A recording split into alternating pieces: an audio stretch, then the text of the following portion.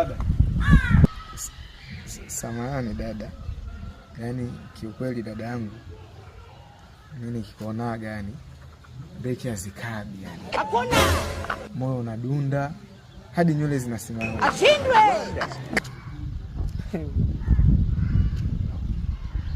Kwa nywele gani zilizosimama hapo? Hizo nywele si zimelala kabisa hizo jamani. Nywele gani unazozizungumzia wewe unazosema zimesimama?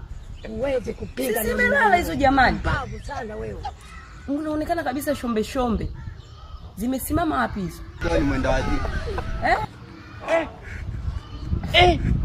Alafu hizo black ulizozizungumzia ni black gani? Wakotee mawe.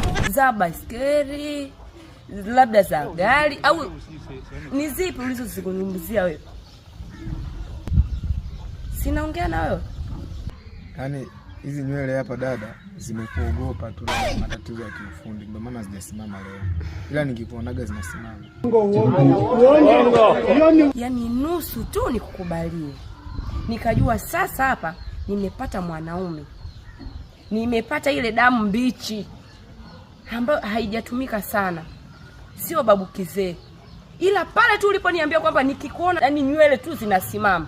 Nimeona wewe ni mwanamume Mungu sana. Alafu ni zoba. Sasa nisikilize. Tena nisikilize kwa makini.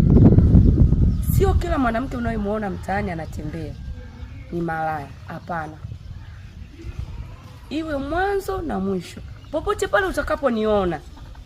Yaani nione kama kituo cha polisi. Afu mimi sio hazi yako wewe. Yaani sio hazi yako hata siku moja. Kaone kule. Ona tu makalio kama kandimu kaliko tuka kukamliwa. Nyo. Fyoko.